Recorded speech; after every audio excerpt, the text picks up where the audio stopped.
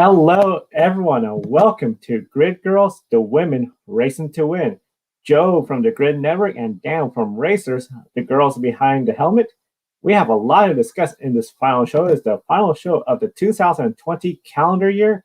We'll be back on the air January 7th, 2021. Racing season's wrapping up. We only have a couple races to discuss, but we're going to discuss W Series 2021, Extreme E, and many more. We'll start with the Brazilian Endurance Championship. Hi, Joe, and good morning, everyone in the States, and good evening, everyone in Europe. As you said, not a lot of races last weekend. Only two international races. The final round of the Brazilian Endurance Championship at Velo Park in Brazil, where Bruna Tomazelli, the only Brazilian racer in the set to join the W Series in 2021, and she will be also the only South American racer in that championship.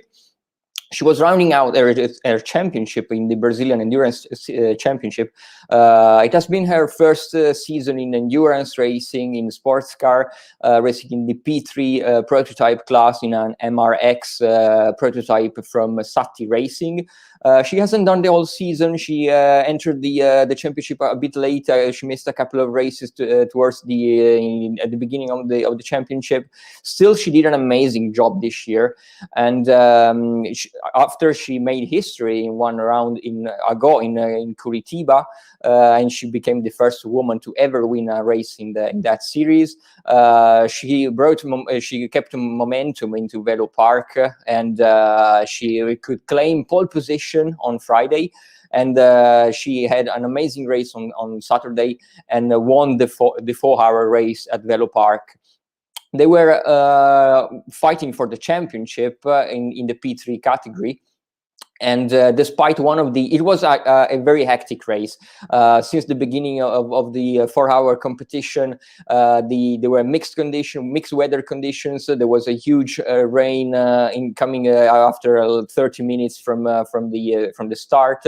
And there were a lot of crashes, a lot of safety car interruptions, and towards the opening stage of the race, one of the P3 title contenders had to retire, so there were only two competitors left into the title fight in that class, and Bruna was one of them, of course, together with also her teammates at Sati Racing, the number 75 prototype, and they were leading the class after claiming pole position. They never abandoned the first position, had a pretty flawless race.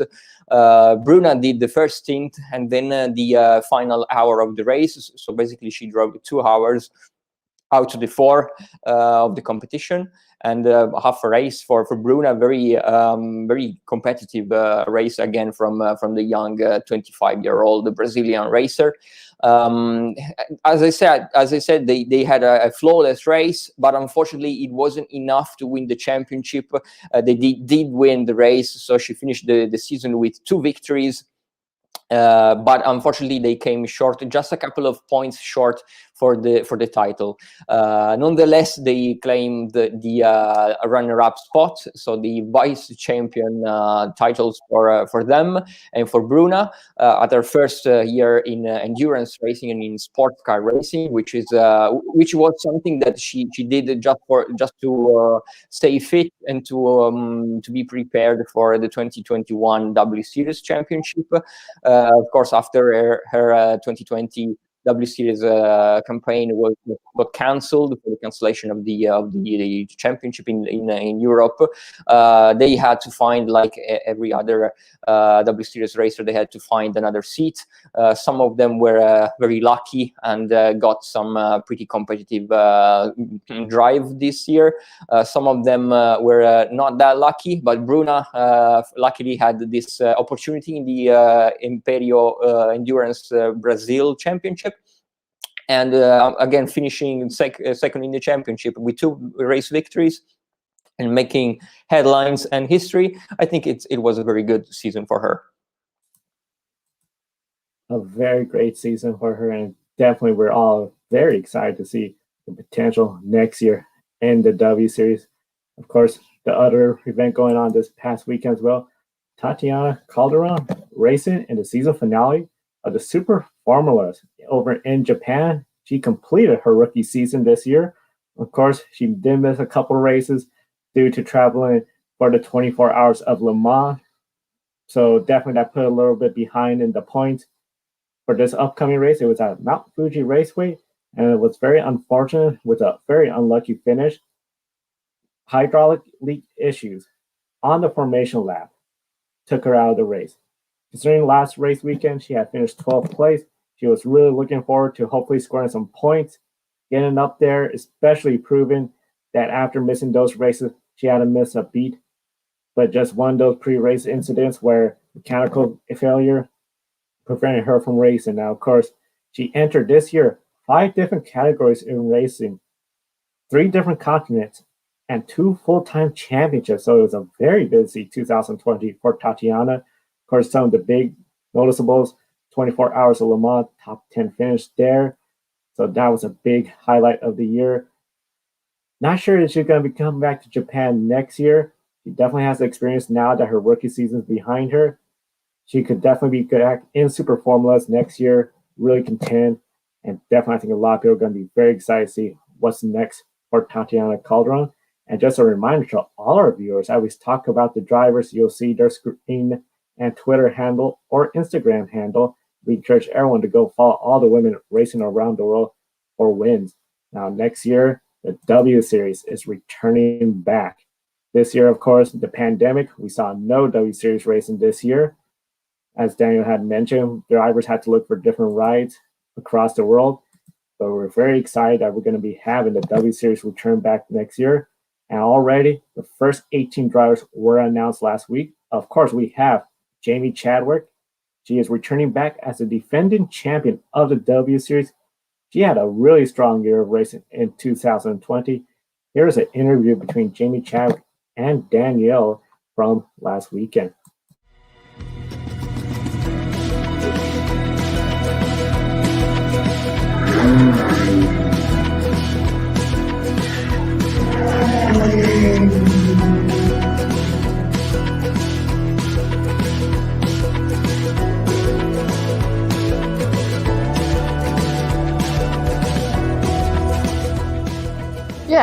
Yeah, obviously a challenging season on the face of it, but yeah, like you said, lots of positives to take. I think firstly, being a part of a team like Prema in a championship like this has been an incredible experience for me.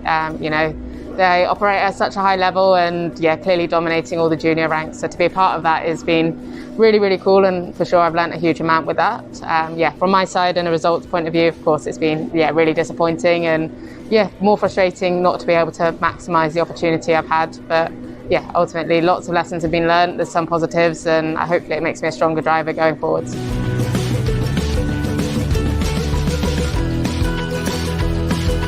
Good question. It's interesting because a lot of new tracks, and probably my favourite has to be the one I went the worst at, which is probably a bit weird, but Mugello. Mugello and Imola are 2, I think, big standouts. We saw them on the F1 calendar this year, and to race those for the first time was really cool.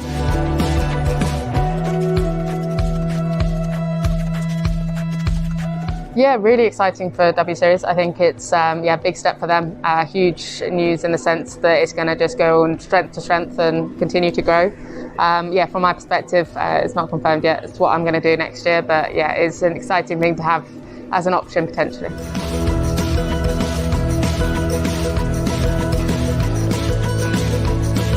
Yeah, definitely. I think, to be on that kind of platform and to get that kind of attention and exposure is a huge step, but also to be racing on those weekends in front of the right people and at the circuits that potentially, we're going to want to go on to race at with either F3, F2 and ultimately Formula One. I think it's really, really important.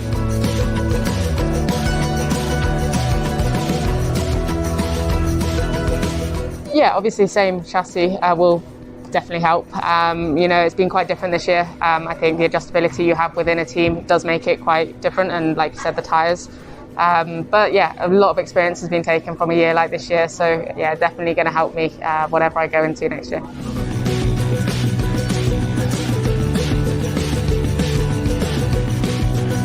Yeah, so the test was so exciting. Honestly, I don't think I've enjoyed an experience in a car that much for a very long time. it's a really exciting new up-and-coming championship. Obviously, the focus is on raising awareness for climate change, but also gender equality, which are two things that I'm quite excited to be sort of representing, and also to be doing it with Veloce. They manage me outside of the Extreme E-Car, so the team. So for them to have got an Extreme E team, and then for me to have been able to get the seat with them, it's an amazing thing.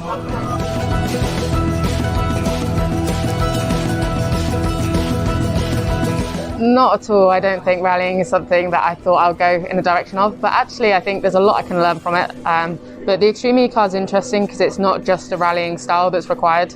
There is quite a big crossover between circuit stuff, so hopefully I can bring a bit of experience from my side in that sense, and obviously learn a huge amount. And the more I can do and the more I can prepare, I think the better.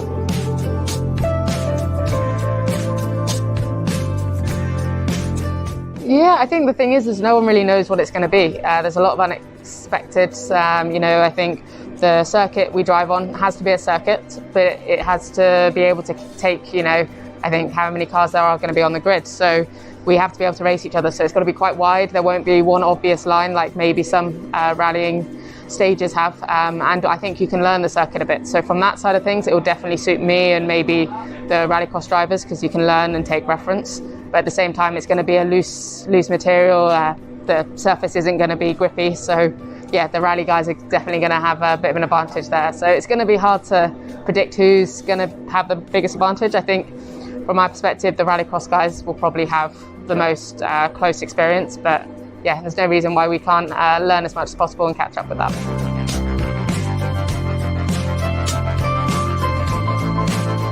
Yeah, I really want to. That race is really close to my heart. I really enjoy that race a lot. And obviously the relationship with Aston Martin has been ongoing for the past 2 years. So of course I'd love to continue that. And I think just keep as much of a versatile career as possible, do as much different stuff. And fortunately that seems to help me in whatever I go on to do.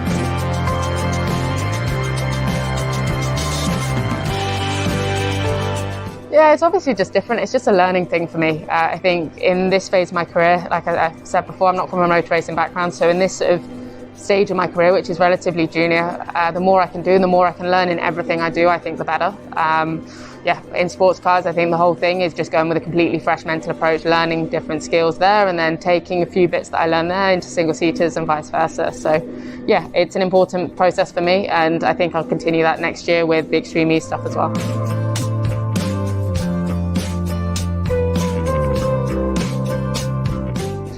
Not so much. I'm on a yearly contract, but I hope to continue that into next year. I think the relationship that I've got with them is really good, and it's an amazing thing to be part of a Formula One team, and to be part of Williams as well is something that I'm really proud of, and of course want to continue next year. And thank you very much for your time. No worries. Cheers. Now, Daniel, I know a lot of folks in the motorsports industry knows about Jamie Chadwick coming back to the W Series to defend her championship. However, we still have some big names. Becky Visser, Alice Powell, they're coming back. They won races. They finished second and third in the championship in 2019. Are those two plus Jamie Chadwick the early favorites to win the championship in the W Series 2021? Oh, that's a great question. I think that we can't say right now who's going to be like the favorite apart from Jamie. I think there are a lot of names coming back, as you said. Most of all of the drivers that were set to race in 2020 will be back in 2021. Of course, 18 were confirmed. Possibly there are going to be 2 more. That's still unconfirmed, but we hear that maybe 2 more drivers will join the field. So far, of course, Jamie has to be one of the potential candidates for the second title. Beiske and Alice, as you said, definitely will be again fighting for the championships. But I don't think they're gonna be like very clear contenders so far, like we maybe we can see in other series like Formula One, where at the beginning of the season you clearly know who's gonna be maybe 4 or 5 names of clear favorites. I don't think this is the case for W Series. I think it's a lot more open.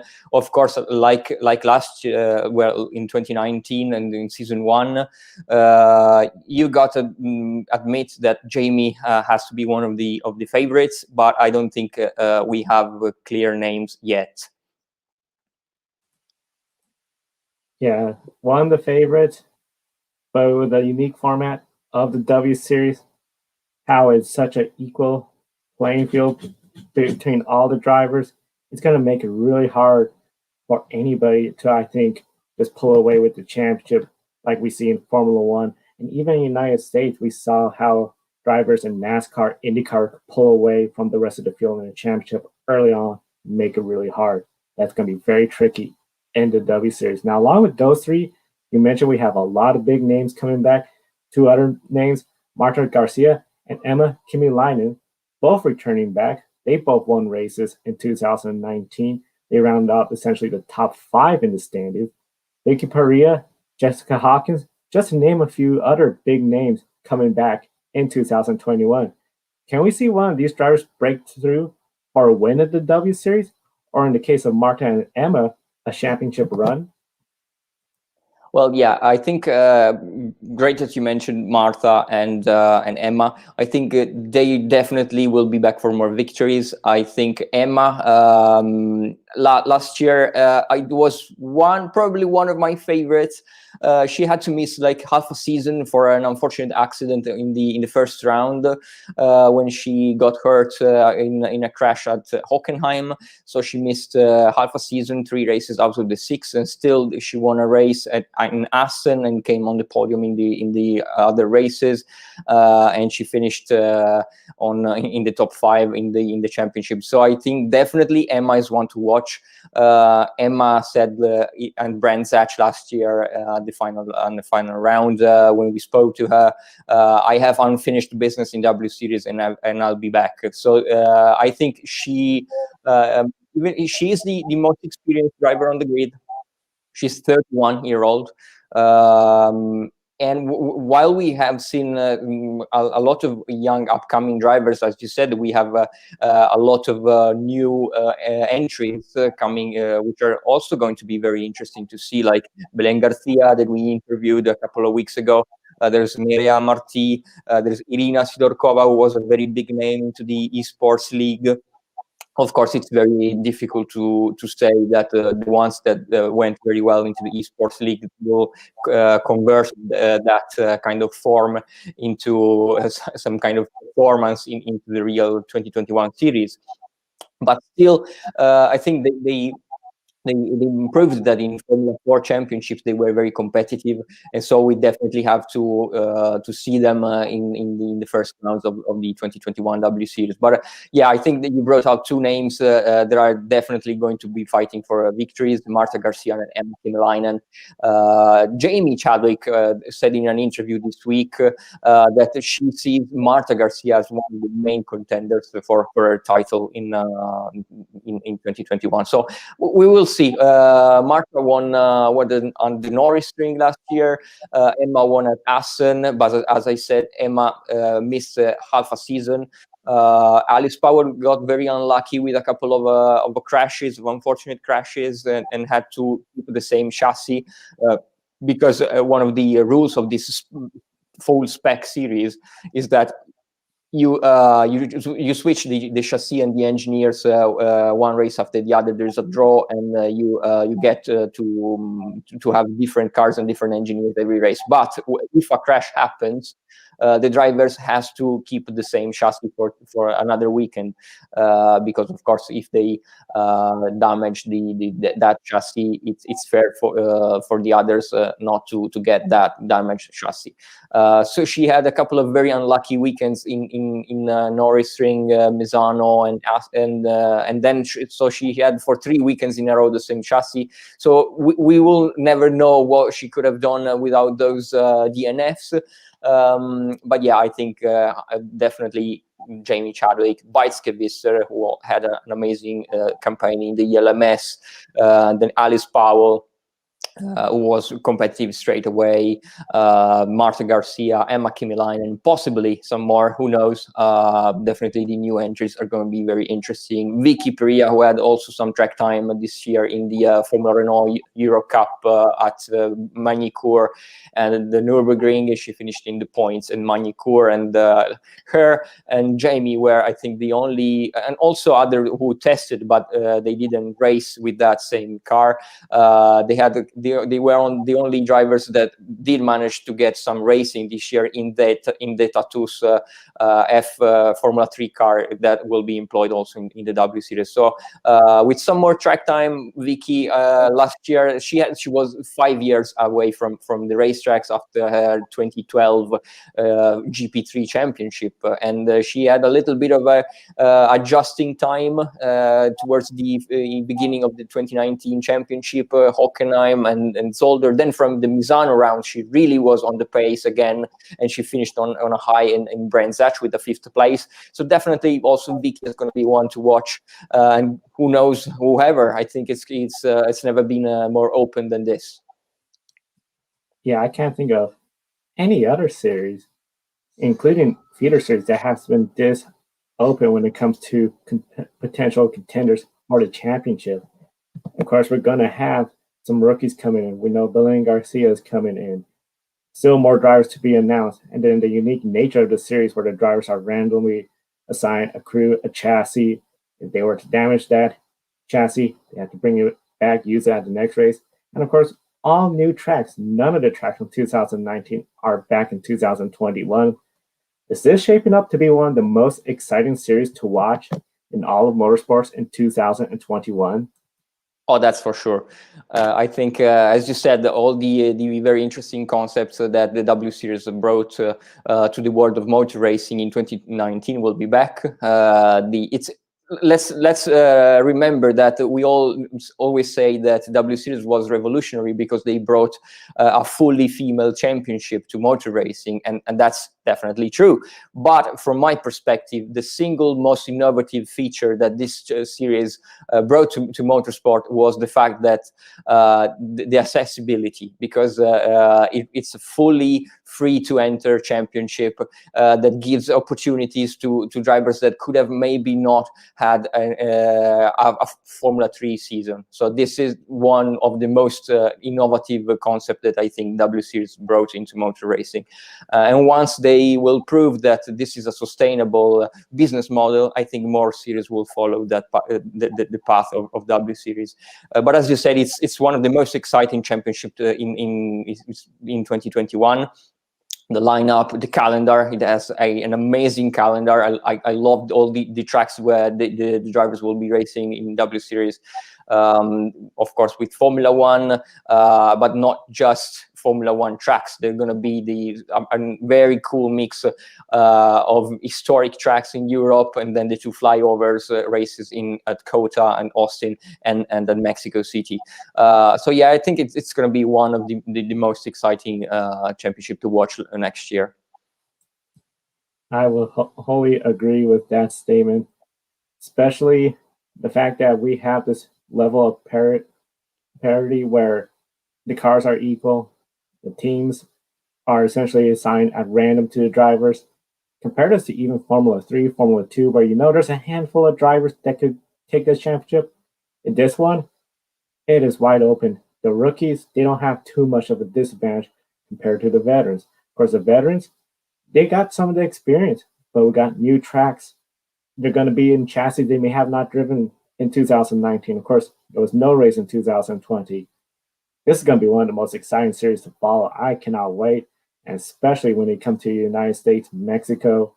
That's going to be really huge for the crowd here to watch them race, and definitely I know here at the Grid Network, as well as Racer, the girls behind the helmet, will be following them all season long next year, with including our pre-race coverage on Grid Life Pre-Race, and definitely January 7th, when we come back on the air in 2021, we're going to start working our way through the roster for the W Series. So by the time we get to the start of the series, you're up to speed with the entire W Series roster for 2021. That said, now one of the big things, of course, we're excited about is Extreme E. Extreme E is starting up in 2021, and they have a very different concept where we saw the parity of equality being brought to W Series. Extreme E going to have where each team has a female driver. Can you tell us a little about that and start off with some of the first things we're going to be seeing in Extreme E? Yeah, as you said, Extreme E and W Series will be probably the two focuses from our perspective next year. Of course, as you said, the Extreme E will be the first championship that will that will reach 50-50 gender parity and gender equality in its field. So definitely one of the coolest thing in motor racing next year. Of course, it's also raising very important issues about the environmental crisis. They will be racing in remote areas in the world, like the desert, the Antarctica, the Amazons, and it's going to be very, very exciting to see this new championship starting in March. There've been a pre-season test in Aragon in Spain last week, where most of the teams and the drivers already announced took part. There is only one team that still have to announce its drivers, and it's Techeetah, the team that also takes part in the Formula E championship. There are still 3 seats available in this championship. One is is Jamie Chadwick's teammate at Veloce, and the other 2 are the Techeetah spots. HWA, the team that was also set to take part in the inaugural Extreme E championship, has retired, so they will not take part in the first Extreme E season. They've been replaced by another team, the Hispania Swiss the team, and of course we will have one female driver for team. Starting from there's an impressive list of drivers with very diverse background, as we discussed with Jamie in our interview that you saw a couple of minutes ago. Starting with Claudia Hurtgen. Yeah, Claudia Hurtgen, of course, she is a driver very popular in Germany. That is where she's based from. She'll be competing with ABT Racing. Definitely going to be very excited to see her. She is very successful in various racing series, including German touring cars, where she has a great history racing there. Several endurance races as well under her belt. She is among one of Europe's most successful female racing drivers. Notably, in 2005, she won the VLN Endurance Championship, making her the first female to do so. One of the big opponents she's going to have is definitely Katie Manning. Yeah, Katie Manning is one upcoming, very talented upcoming British driver. She will be racing for the Andretti United Autosport team. She's an upcoming British rally driver who started competing at a very young age. In 2016, at just 18 years of age, she has won the European Rally Championship Lady Trophy. And in 17 and in 18, she has claimed a series of stage class victories, while also she was a TV presenter. She started her TV career in Britain. So she also very popular in the UK. She's also a Red Bull backed driver, so a lot of popularity for this young driver. In 2020, she has made her WRC debut. So one of the very we can say rally experience. So maybe she will have a little bit of an advantage coming into in the first rounds of the Extreme E brand new championship. But we'll see also more experienced drivers like Laia Sainz, for example. Laia Sainz, as you mentioned, first related to some racing royalty with Carlos Sainz, and of course Carlos is going to be racing with Laia. Has been a trailblazer when it comes to especially championship racing, Trail World Championship 13 times, and the Enduro World Championship on 5 different occasions. She has finished in the Dakar Rally 10 times between 2011 and 2020, winning in the women's motorcycle class in almost all efforts. She also finished 9th overall in 2015, achieving the best results by women in the motorcycle category at the Dakar Rally. Her participation in the new Extreme E represents her official move from motorcycle to sports car racing as well, and of course Extreme E. And definitely one of the big names we're going to be following along with Sainz is Molly Taylor. Yeah, absolutely. Molly Taylor, Australian rally champion, one of the, I would say, Australian rally legends. She's racing for the Rosberg team from Formula One champion Nico Rosberg. She was the only female winner of to date in the Australian rally championship, and she had event victories to her name in national, international, and regional rallying events.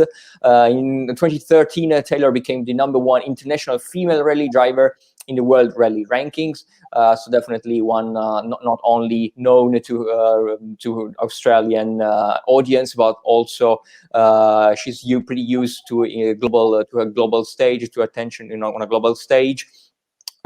Before finishing in the 3rd place in 2014 rallying of Finland, Taylor also became the first female in the junior WRC to finish on a podium position. So again, more and more successes for Taylor. She's been a front runner since then in the Australian Rally Championship, and taking the series title in 2016 and finishing the top 3 in the series standings for 4 years out of the 5 that she competed from 2015 and 2019. She's really also a trailblazer in and out of the car. She's an ambassador for the FIA Girls on Track initiative of the FIA Women in Motorsport Commission, which was set up to support the women entering the motorsport industry. And there's also a little bit of a funny episode regarding Molly Taylor joining the Rosberg Extreme E team.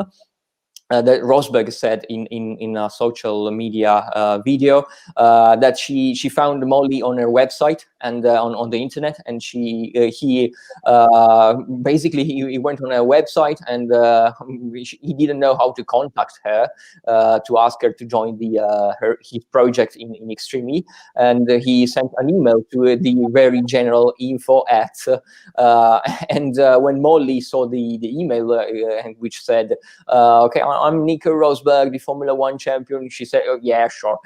And she didn't reply to the email straight away. And then after a couple of days, he thought, okay, maybe that's something interesting. And so she replied back, and that's when they got in contact, and she ended up joining the Rosberg project in the Extreme E. So another very, very experienced rally driver who will definitely someone to watch in the Extreme E inaugural season. Definitely somebody to watch. And that is a funny story to go from thinking this is a fake email, this isn't really from Nico Rosberg, to yes, this is really Nico Rosberg. You're part of this brand new team, traveling the world, and you're going to have some great international competition. And definitely when it comes to international competitors, 27-year-old Sarah Price from the United States. She's a Californian who started her career on dirt bikes at just 8 years old, 19-time national champion who became the first factory-sponsored female under the Kawasaki brand in the history of that brand. Prior to making the switch to four wheels racing in 2012, she also medaled in the World Super X and the 2010 X Games and holds the record as the winningest female amateur to date. Sarah Price is definitely going to be somebody to watch. She currently competes in off-road desert racing in trophy trucks, and works as a stunt professional driver, performing on motorcycles and in vehicles, as well as precision driving for television and films. Sarah Price, she is definitely going to be one to watch, especially for the American crowd. But of course, one of the biggest names, we already talked a little bit about her, Jamie Chadwick. Yeah, Jamie Chadwick needs no introduction to anyone who follows motor racing and has been following the feeder categories of Formula One in the last couple of years. Jamie Chadwick joining the Veloce race team. Of course, Veloce has been her management. It's interesting because Veloce it's initially a esports team, which then switched to real racing.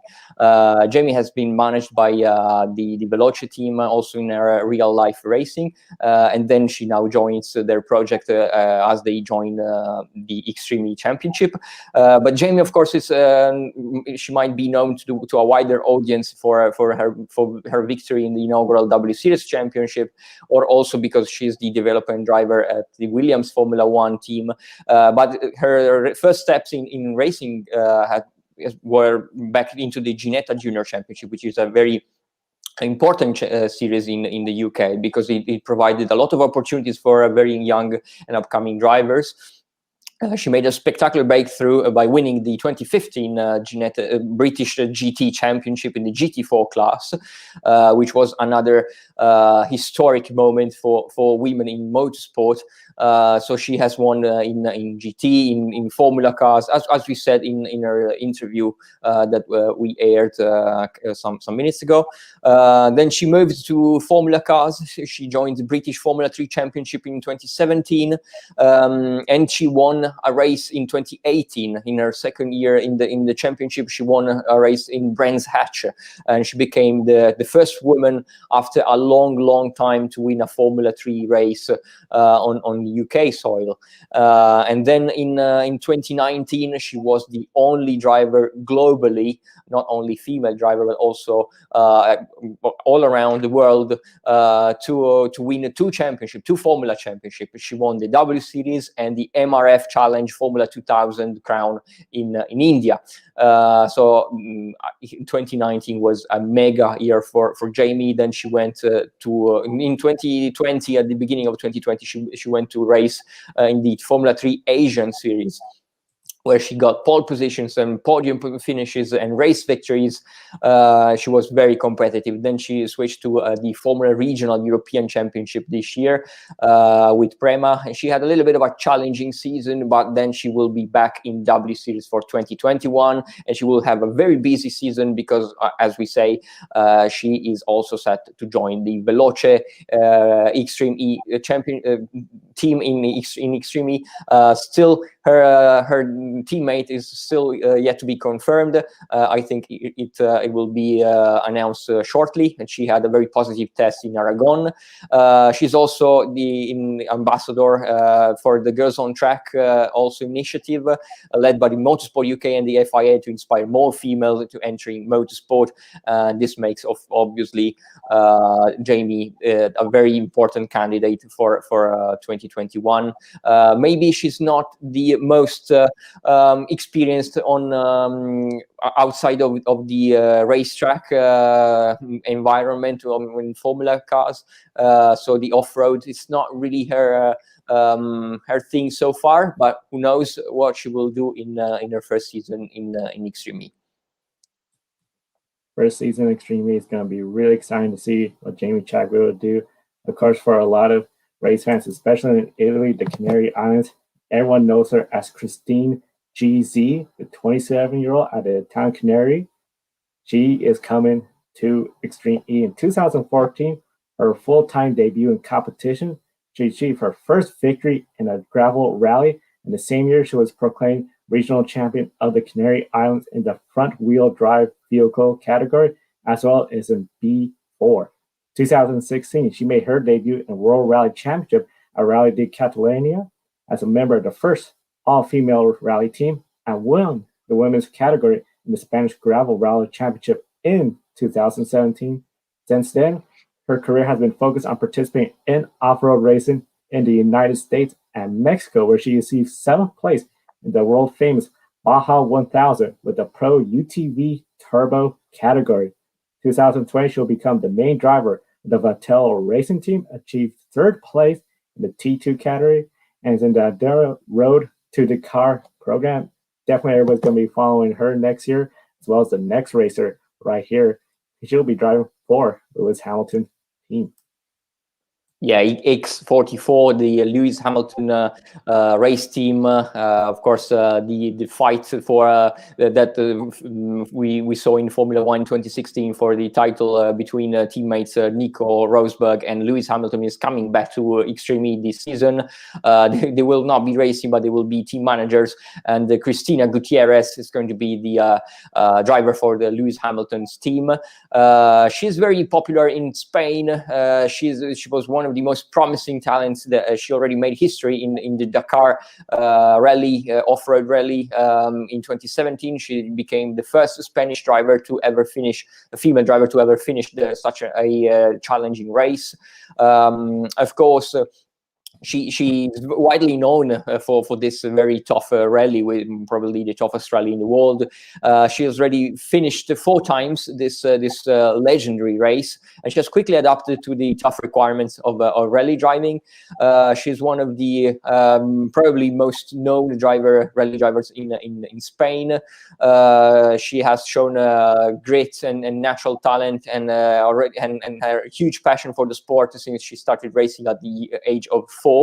Her talent has been well showcased in her home country, as I said, where she previously secured the 2nd place overall position in the mixed gender in rallying, and also in the all-terrain Spanish Rally Championship. She finished on top of the female category between 2011 and 2016. So definitely another driver with a lot of experience of off-road racing, which probably will prove a little bit more important in the at least in the opening stage, in the opening rounds of the championship, of the all new championship.